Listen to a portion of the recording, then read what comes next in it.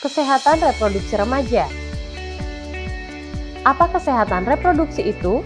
Apakah kamu sudah mengetahui tentang kesehatan reproduksi dan pentingnya menjaga kesehatan reproduksi? Kesehatan secara fisik, mental, dan kesejahteraan sosial secara utuh pada semua hal yang berhubungan dengan sistem dan fungsi serta proses reproduksi dan bukan hanya kondisi yang bebas dari penyakit dan kecacatan. BKKBN 2012. Kenapa remaja perlu tahu tentang kesehatan reproduksi?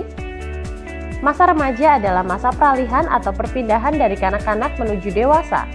Pada masa remaja, terjadi perubahan fisik maupun biologis, sehingga remaja penting untuk tahu dan mengenal sistem reproduksi beserta perubahannya.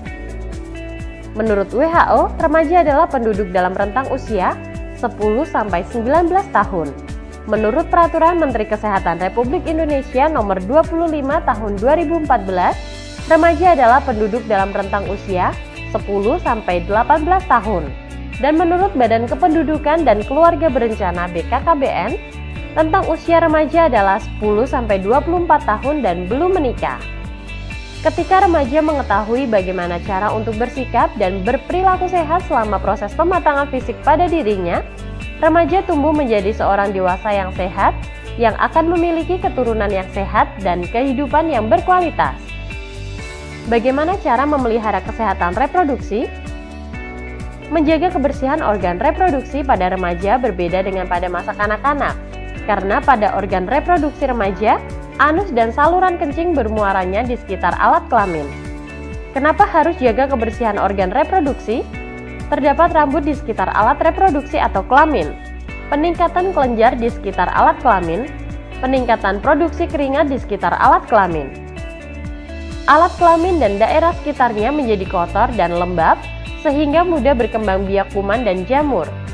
Cara menjaga kebersihan organ reproduksi: membasuh dengan air bersih dari arah depan ke belakang, dan keringkan menggunakan handuk kering sebelum menggunakan celana dalam.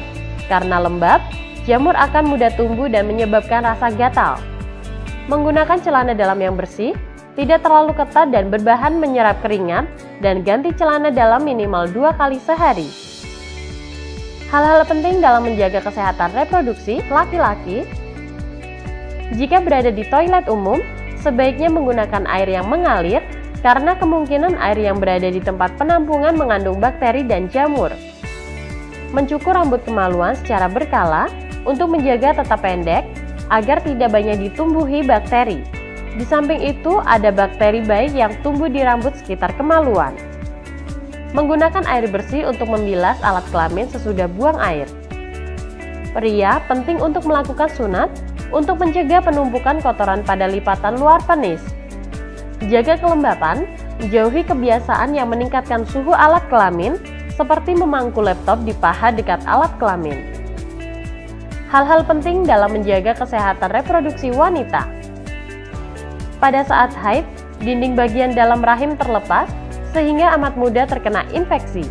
Oleh karenanya, sangat perlu menjaga kebersihan dengan cara gunakan pembalut bersih dan ganti secara teratur 2-3 kali dalam sehari, atau setiap setelah buang air kecil, atau bila pembalut telah penuh darah, atau saat mandi. Bila pembalut yang digunakan adalah pembalut sekali pakai, maka bersihkan atau bilas terlebih dahulu pembalut dengan menggunakan air, bungkus, kemudian buanglah di tempat sampah. Bila pembalut digunakan berkali-kali, biasanya terbuat dari bahan handuk atau katun. Segeralah cuci bersih begitu selesai digunakan dan jemur hingga benar-benar kering, kemudian setrika untuk mematikan kuman dan siap untuk digunakan kembali. Hindari penggunaan panty liner secara terus-menerus karena dapat menyebabkan iritasi. Hindari penggunaan cairan khusus pembersih organ intim secara rutin karena akan mengganggu keseimbangan pH dalam vagina. Bila terlalu sering dipakai, justru akan membunuh bakteri baik dalam vagina, yang selanjutnya akan memicu tumbuhnya jamur, akibatnya muncul gatal-gatal di area organ intim. Pubertas. Setiap manusia, baik laki-laki maupun perempuan, mengalami masa pubertas.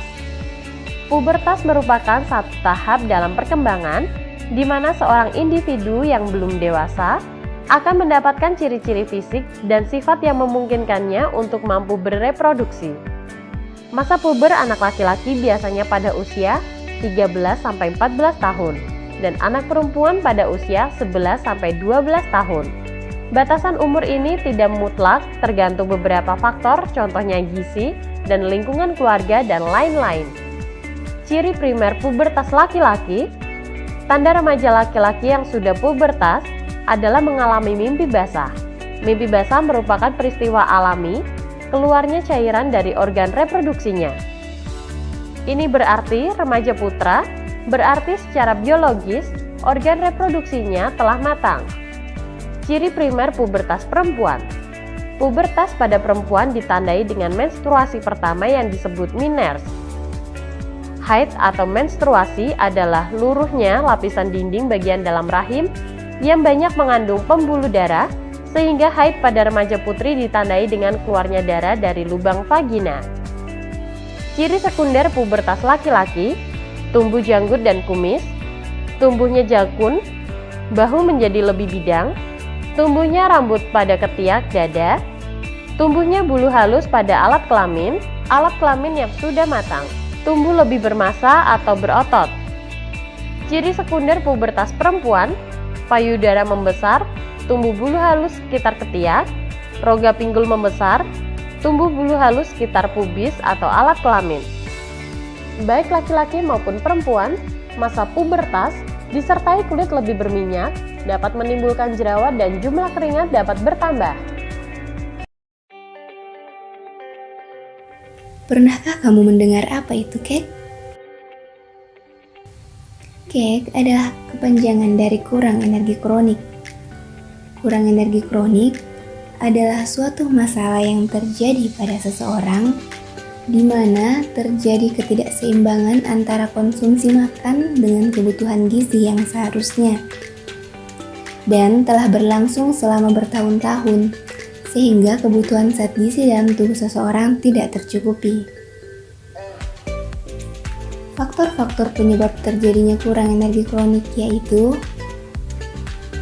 pola konsumsi atau asupan makan, sosial ekonomi, tingkat pengetahuan yang kurang mengenai gizi, pemahaman gizi yang keliru seperti memelihara kelangsingan tubuh atau bentuk tubuh dengan melakukan pengaturan pembatasan makanan dengan cara yang tidak benar, penyakit-penyakit infeksi. Gejala-gejala yang ditimbulkan oleh kurang energi kronik yaitu lingkar lengan atas kurang dari 23,5 cm, kurang cekatan saat bekerja, sering merasa cepat lelah, lemah, lesu, dan letih. Tahapan dari kurang energi kronik. Pada tahap awal akan terjadi ketidakseimbangan nutrisi khususnya energi dan protein. Pada tahap kedua akan terjadi kemerosotan jaringan yang disebabkan oleh penggunaan cadangan jaringan secara terus-menerus yang dapat dilihat dengan terjadinya penurunan berat badan. Pada tahap ketiga terjadi perubahan biokimia yang dapat diketahui dengan melakukan pemeriksaan laboratorium. Tahukah kalian apa dampak jika terjadi kurang energi kronik? Dampak kurang energi kronik yaitu timbulnya gangguan kesehatan seperti kekurangan zat besi, proses pertumbuhan fisik terganggu, adanya penurunan kemauan belajar, dan dapat mempengaruhi produktivitas pada remaja. Cara mencegah agar tidak terjadi kurang energi kronik adalah dengan cara mengkonsumsi beraneka macam makanan yang bergizi seimbang yang terdiri dari sumber energi seperti nasi, jagung, dan kentang. Sumber protein seperti ikan, ayam, tahu, dan tempe.